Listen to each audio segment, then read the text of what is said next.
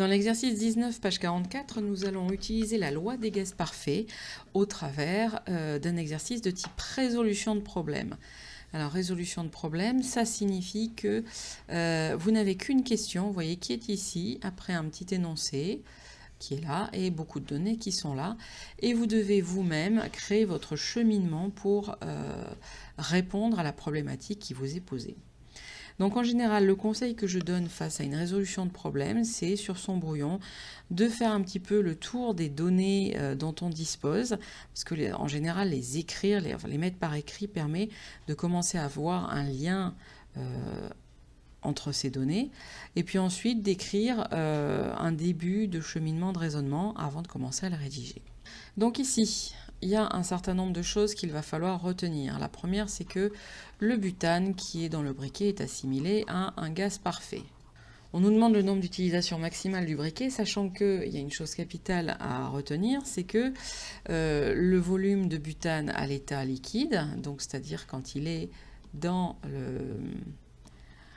le briquet, est différent du volume de butane à l'état gazeux, c'est-à-dire dès qu'il s'échappe, dès qu'on ouvre la molette en haut du briquet. Donc ça signifie qu'il va falloir qu'on connaisse le volume de butane liquide et qu'on arrive à calculer à quel volume de butane gazeux cela correspond. Parce qu'une fois que j'aurai le volume de butane gazeux, eh bien je sais que chaque utilisation consomme 20 ml de butane gazeux. Eh bien il me suffira de diviser ce chiffre par 20 et je devrais avoir un certain nombre d'utilisations. Alors, quelle loi utiliser? Là, les données vous mettent un petit peu sur la voie. Hein. Vous avez la constante des gaz parfaits. La constante des gaz parfaits, donc ça fait partie de la loi qu'on va se noter dans un coin pour l'utiliser. Si on vous donne la constante, c'est qu'on va potentiellement l'utiliser. Alors, potentiellement, oui, ça paraît assez logique parce que il nous faut le volume de butane liquide. Donc ça, on va se référer aux dimensions du briquet.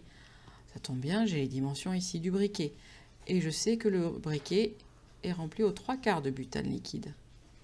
Donc je vais connaître le volume de butane liquide. Et ensuite, il va falloir que je passe au volume de butane gazeux auquel ça correspond. Pour ça, je vais utiliser la quantité de matière parce que je sais que les volumes sont différents, mais je sais que la quantité de matière de butane liquide sera égale à la quantité de matière de butane gazeux. C'est ça qui va me permettre de faire le lien grâce à cette quantité de matière ici qui est présente dans la loi des gaz parfaits. Donc ça veut dire qu'en premier, on va calculer le volume de butane liquide. On va ensuite en déduire le volume de butane gazeux grâce à la quantité de matière. On va comparer ce volume avec les 20 ml et on va conclure. Donc je répète, tout ce que je viens de mettre ici, finalement, tout ça, ça peut tout à fait être sur votre brouillon ou dans votre tête. Tout dépend à quel point vous êtes à l'aise avec ce type d'exercice. Par contre, à partir de maintenant, tout ce que je vais écrire doit être présent dans votre copie, plus ou moins sous la même forme. C'est un exercice, la résolution de problème, qui demande de soigner sa rédaction. Parce que vu que c'est vous qui faites le cheminement de pensée, vous devez être très clair et le correcteur doit savoir où vous allez. Donc c'est pour ça qu'avant chaque calcul, je vous conseille vraiment de mettre une petite phrase pour dire « je calcule telle chose » ou « j'en déduis que » ou « pour telle raison », expliquer un minimum ce que vous faites. Donc j'annonce mon calcul comme ceci, calcul du volume de butane liquide. Donc ça ne va pas se faire non plus en une étape, il va me falloir le volume du réservoir du briquet. Je sais que ce volume V, que je vais appeler VB pour V briquet, est égal du coup à la largeur fois la longueur fois la hauteur du parallélépipède. Et si je fais l'application numérique, ce volume de briquet est égal à... Alors, il faut que je convertisse tout en mètres pour avoir bien des mètres cubes. 5 cm, 5 fois 10 puissance moins 2, multiplié par 2 cm, 2 fois 10 puissance moins 2, multiplié par 1 cm, 1 fois 10 puissance moins 2, ce qui nous donne un volume de briquet de 10 fois 10 puissance moins 6 mètres cubes. On en déduit le volume de butane liquide, puisque je sais que le butane liquide occupe seulement les 3/4 du réservoir.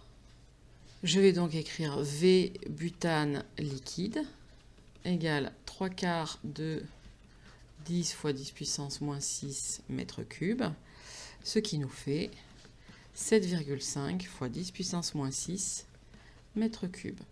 Je connais le volume de butane liquide. Je vais donc en déduire la quantité de matière de butane présente dans le briquet. Alors, peu importe l'état, pour le coup, que ce soit liquide ou gazeux, j'aurai la même quantité de matière. Je n'utilise pas la loi des gaz parfaits parce que tout simplement, ça n'est pas un gaz. Mais je sais qu'une quantité de matière, c'est une masse sur une masse molaire. Or, la masse, je sais que c'est égal à la masse volumique multipliée par le volume. Nous avons ici la masse volumique du butane, elle est de 580 kg par mètre cube. Donc je vais pouvoir faire ici mon application numérique. Donc ici c'est V butane liquide. Alors je vais d'abord finir mon expression littérale. C'est masse volumique fois volume de butane liquide divisé par la masse molaire du butane. Je fais l'application numérique. Quantité de matière est égale, donc masse volumique, on a dit 580 kg par mètre cube. Alors attention, en chimie, on utilise des grammes. Donc je vais multiplier par 1000 pour avoir des grammes, que je multiplie par le volume du butane liquide, c'est-à-dire 7,5 fois 10 puissance moins 6 mètres cubes, et que je divise par la masse molaire, qui nous est également donnée dans l'énoncé, qui est ici à 58 grammes par mol. Ça, c'est donc égal à 75 fois 10 puissance moins 3 mol.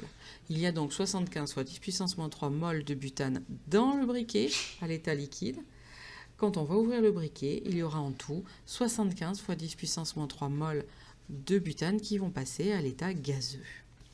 Donc j'en déduis le volume de 75 fois 10 puissance moins 3 mol de butane à l'état gazeux. Donc comme là je suis à l'état gazeux, je peux utiliser la loi des gaz parfaits. Je vais écrire que V butane liquide est égal à N fois R fois T sur la pression. Je fais l'application numérique. Volume de butane liquide est égal, donc la quantité de matière, on a dit qu'on était à 75 fois 10 moins 3 mol, que je multiplie par R, la constante qui est toujours à 8,314, que je multiplie par la température. Alors on me dit qu'on est dans les conditions normales de température et de pression, c'est-à-dire 1013 hectopascals et 20 degrés Celsius. Attention, je sais que la température doit être en degrés Kelvin, donc je rajoute 273 à ce 20.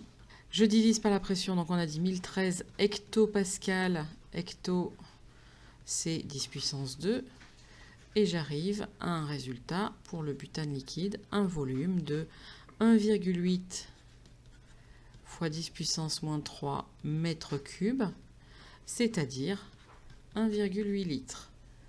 Donc en passant à l'état gazeux, nos 7,5 fois 10 puissance moins 6 mètres cubes passent à 1,8 fois 10 puissance moins 3. Et cette fois-ci, on est bon, on va pouvoir comparer avec les 20 ml d'utilisation. Donc, on en déduit le nombre d'utilisations.